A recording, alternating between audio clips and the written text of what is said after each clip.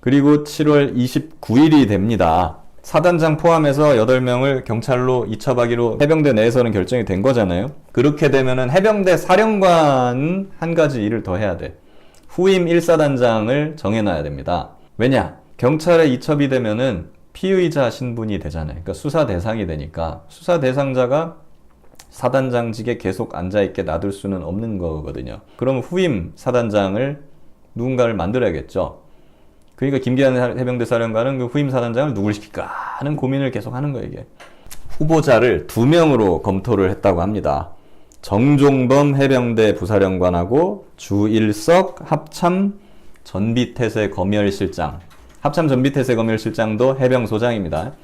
그 와중에 국방부에서 연락이 옵니다. 국방부 장관이 31일에 해외 출장 가니까 내일 보고해라. 내일이요? 내일 일요일인데? 내일 보고해. 까랑 까는 거죠. 그래서 이래서 7월 30일 날, 일요일 날 이종섭 장관한테 보고를 하게 된 것입니다. 그래서 7월 30일 날에 국방부 장관 보고를 합니다. 근데 국방부 장관 보고하기 전에 해군 참모총장 했잖아. 형식적으로 어쨌거나 지금 해병대 해군 밑에 있으니까 해군 참모총장한테도 보고는 해야지, 그 전에. 그래서 오전 10시에 이종호 해군 참모총장한테 보고를 하고 오후 4시에 이종섭 국방부 장관한테 보고를 합니다. 이 보고가 참 말 많고 탈 많고 문제도 많았던 그 보고죠. 이때 이종섭 국방부 장관에게 보고를 하는데 김기한 해병대 사령관, 박정훈 해병대 수사단장, 이윤세 해병대 공보 정은실장 이렇게 참석을 했고, 국방부에서는 장관, 그리고 정책실장, 대변인, 그리고 박진희 군사보좌관 이렇게 참석을 한 가운데 보고가 이루어지거든요. 근데 보고를 하면서 이종섭 장관이 그래요. 사단장도 처벌을 받아야 하느냐라고 말을 했다는 거예요. 사실 박정훈 대령은 그렇게 얘기하면 되죠. 그 사단장도 과실 혐의가 있다 이렇게 말을 하려고 했더니 김기한 사령관이 먼저 나서서 그 사단장의 과실이 확인되었고 수사권이 있는 경찰에 넘겨서 수사를 해야 되는 겁니다. 이렇게 사령관이 나서서 먼저 설명을 해버려요. 박정훈 대령 나서기도 전에. 그래서 사실 박정훈 대령은 김기현 사령관님이 이 사건을 굉장히 잘 파악하고 계시구나 이런 생각까지 했다고 해요. 그렇게 설명을 다 하고, 그러니까 이종섭 장관이 알았다 하고 그냥 다 설명이 끝나고 보고서에 서명을 합니다. 그럼 이제 결제 끝난 거죠. 그럼 이제 나머지는 나가. 그리고 이제는 후임 사단장에 대한 인사조치를 보고 드리도록 하겠습니다 라고 하니까 이제 박정훈 대령이랑 뭐 이런 대령들은 쫙 빠졌다고 해요. 그 다음에 이제 김기현 사령관과 이종섭 장관이 독대를 하면서 뭐 후임 사단장은 뭐 누구로 하는 게 좋겠고 그리고 뭐 일단은 임성근 사단장은 내일부로 직무를 배제시키겠습니다. 그리고 사령부로 분리파견 명령하겠습니다. 뭐 이런 얘기를 나눴다고 해요. 물론 현재는 둘 다 그런 말 한 적 없다고 발뺌을 하고 있습니다. 많은 이때는 기억에 의해서 쓰여진 진술서에 의하면 이런 얘기를 했다는 거예요. 그리고 상식적으로 이종섭 장관은 그 지금 주장이 사단장이란 말은 자체가 나오지도 않았다. 난 사단장의 사자도 꺼낸 적이 없어. 이렇게 얘기를 하는데 여단장 얘기는 했다 그래요. 여단장은 뭐 물에 들어가지 말라 그랬는데 왜 처벌받지? 뭐 이런 거 물어봤다. 대대장 얘기 뭐 했다고 해요. 그리고 현장 통제 간부들 얘기 했었다고 해요. 근데 사단장만 유독 얘기를 하지 않았다고 해요. 이게 말이 돼요? 아니 8명에 대해서 보고를 하고 그 8명 중에 나머지 7명에 대해서는 전부 다 언급이 있었다고 하는데 제일 높은 사람인 사단장에 대해서만 언급이 없었다고 변명을 하는 게 그게 설득력이 있냐 이 말이에요. 네? 심지어 여단장의 혐의에 대해서도 의문이 있었다면서요, 이종섭 장관은. 여단장 이거 물에 들어가지 말라고 그랬다는 거 아니야? 근데 왜 처벌받는 거야? 물어봤다는 거예요. 상식적이잖아요. 근데 여단장은 물에 들어가지 말라고 처음에는 그렇게 얘기했지만 나중에는 그거를 이제 허락하고 물에 들어가라고 한 정황이 있어요. 그렇기 때문에 경찰로 넘겨야 된다는 그런 논리거든요. 근데 이종섭 장관도 그거 캐치하고 여단장에 대해서 물어본 거예요. 근데 그럼 여단장의 혐의에 대해서도 의문을 품었는데 그럼 여단장 위에 있는 임성근 사단장은 거기 왜 처벌을 받아야 되지? 이 상식적으로 거기까지 연결되는 게 상식 아닌가? 근데 이종섭 장관은 죽어도 사단장 얘기는 안 했다는 거야. 한 번 거짓말을 하면 계속 그렇게 꼬이는 겁니다. 그리고 장관 보고가 끝나고 나고 이제 사령부로 복귀를 하죠. 복귀를 한 날 18시경에 안보실에서 또 등장을 해요. 또 국가안보실에서, 대통령실에서 연락 와서 수사 결과 보고서를 내놔라 이렇게 요구를 합니다. 박정훈 대령 거절하죠. 아직 수사 중이다. 수사 중에는 수사 결과 보고서나 이런 수사 자료를 줄 수가 없습니다 하고 거절을 합니다. 당연한 거예요. 군대도 마찬가지고 경찰도 마찬가지고 검찰도 마찬가지고 수사 자료는 절대 대통령실에 주지 않습니다. 주는 순간 그 엄청난 외압이 들어오잖아.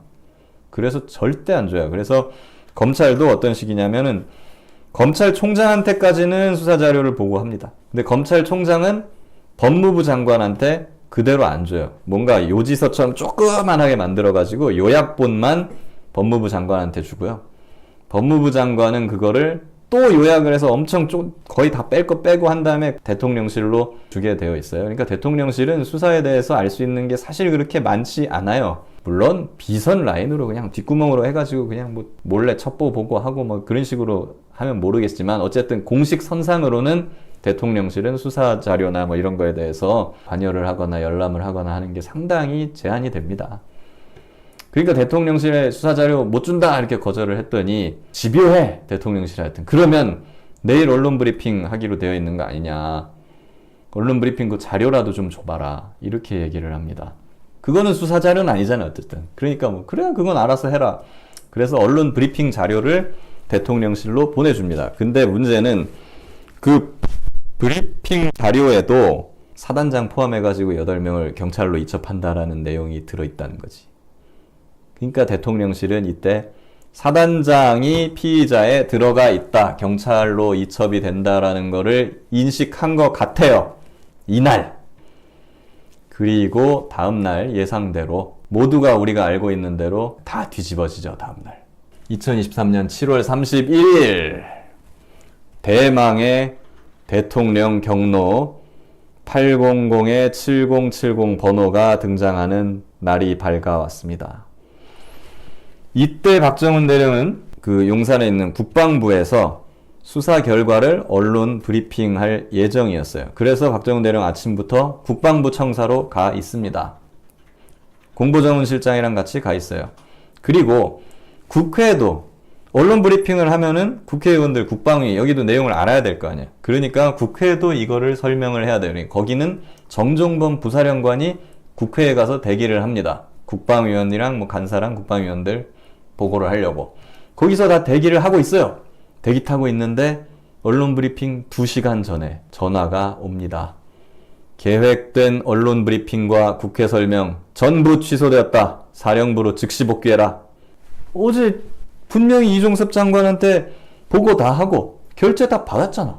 근데 갑자기 다 취소하라는 게 이게 무슨 소리지? 근데 어쨌거나 군인이 그럼 뭐 시키면 시키는 대로 해야지.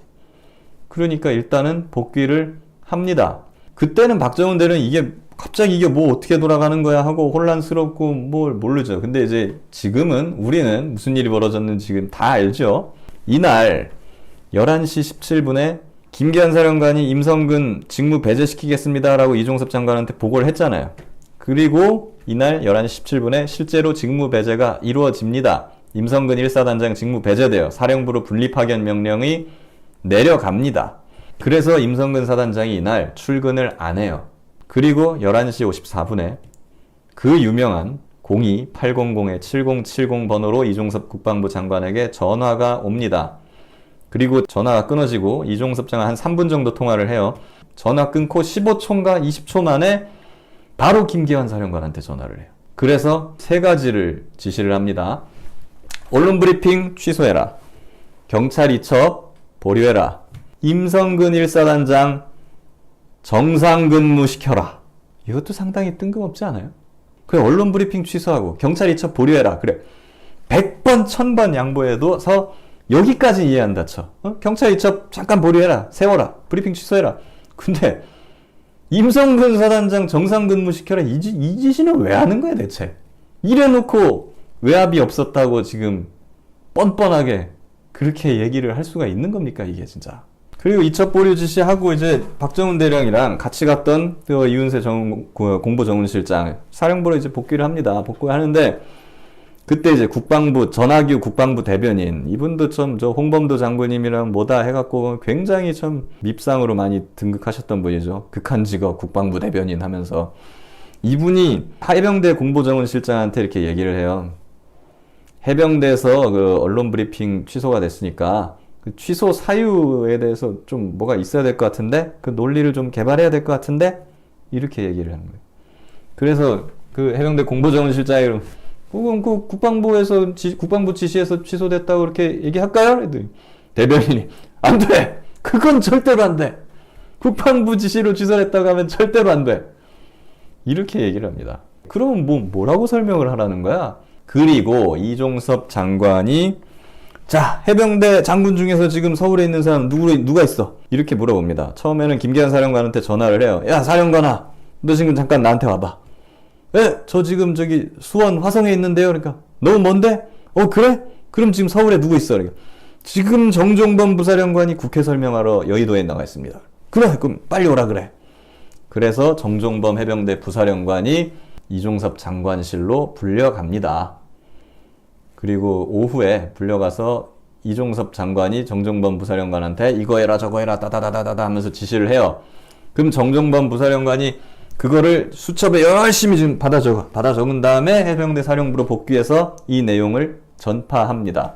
이른바 정종범 메모가 탄생한 거죠. 여기서 탄생한 거예요. 이 정종범 메모가 상당히 큰 역할을 지금 해주고 있어요. 아주 중요한 증거 자료입니다.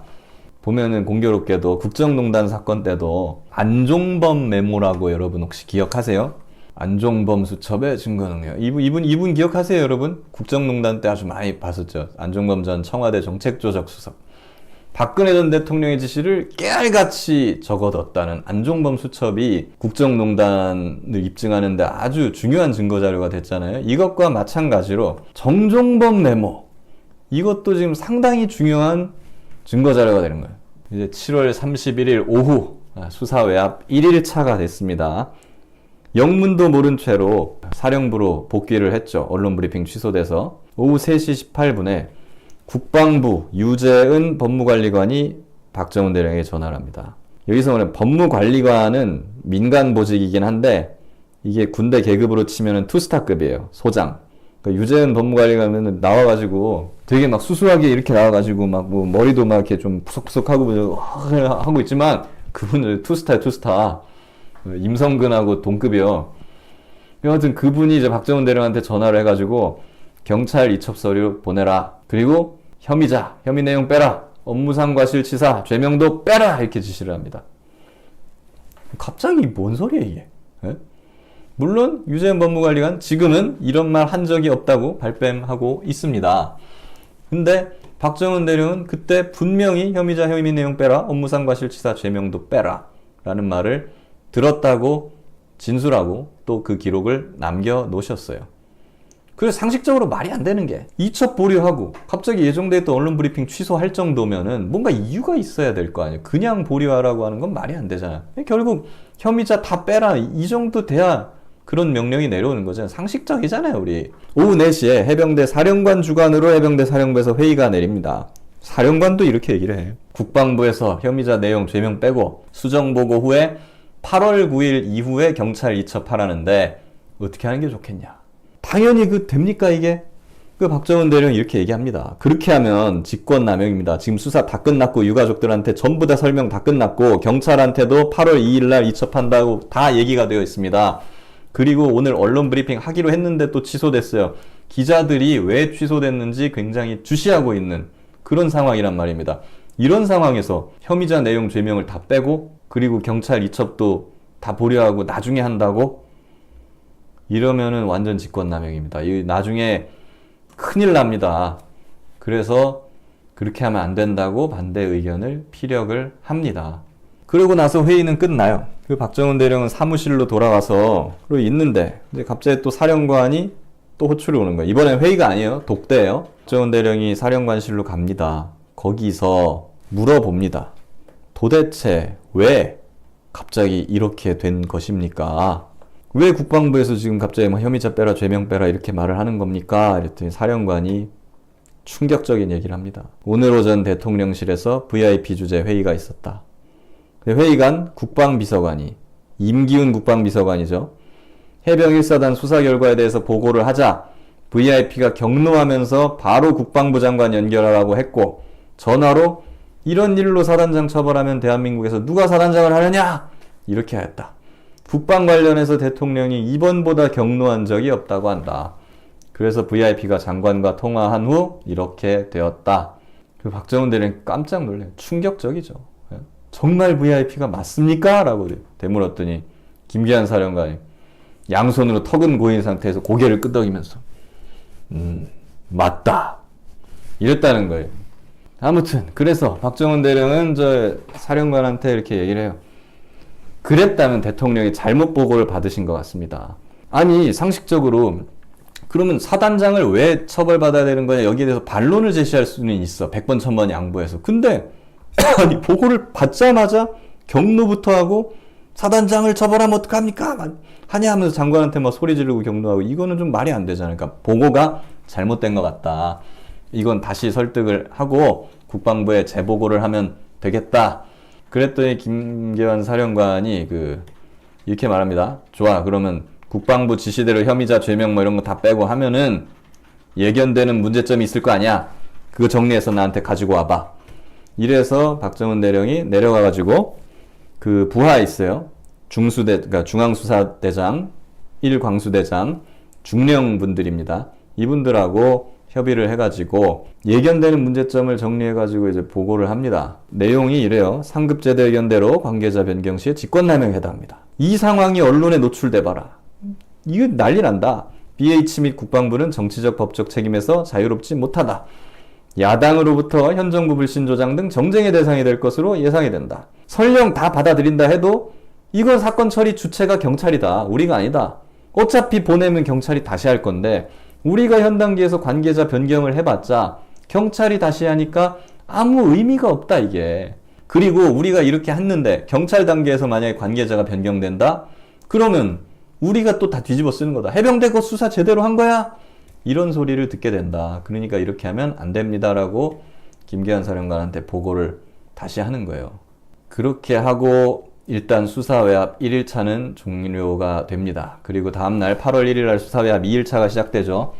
유재현 국방부 법무관리관이 집요하게 압박을 합니다. 또 전화가 와요. 그 다음날. 내가 혐의자 혐의 내용 빼라고 하지 않았어요. 전화 받자마자 그런 소리를 했다고 해요. 이렇게 하면 안 돼요. 내가 혐의자 혐의 내용 빼라고 했잖아요. 이런 식으로 얘기를 했다고 합니다. 물론 유재현 법무관리관 지금 그런 말 한 적 전혀 없다고 부인하세요. 그래서 박정훈 대령이 말이 되냐, 이 지금 법에도 보면은 혐의자 혐의 내용 죄명을 다 적게 되어 있는데, 그리고 혐의가 확인이 되어서 이첩을 하기로 장관 결재까지 다 돼 있는데 이러면 됩니까? 그랬더니 유재현 법무관리관이 혐의자를 직접적 과실이 있는 사람으로 한정해라 이렇게 얘기해요. 그래서 박정훈 대령이 직접 과실이 뭘 말하는 겁니까? 뭐 대대장 2명 말하는 겁니까? 그렇다라고 했다고 해요. 뭐 사실상 이거는 뭐 사단장 빼라는 거밖에 뭐가 더 됩니까 이게? 박정훈 대령이 절박하게 건의를 합니다. 야, 이렇게 하다 보면은 이거 다 직권남용되고 우리 다 죽는다. 우리는 차라리 그러면 빠지자 이렇게 얘기합니다. 사령관님, 차라리 우리가 하지 말고 국방부 조사본부로 사건 이첩해서 지들이 알아서 하게 해라. 국방부에서 다 지지고 복구하고 지들이 알아서 하고 책임도 지들이 지게, 그렇게 하게 하시죠. 수사 결과를 우리는 축소 왜곡할 수 없습니다. 정직한 해병대를 지켜주십시오. 이렇게 건의를 하거든요.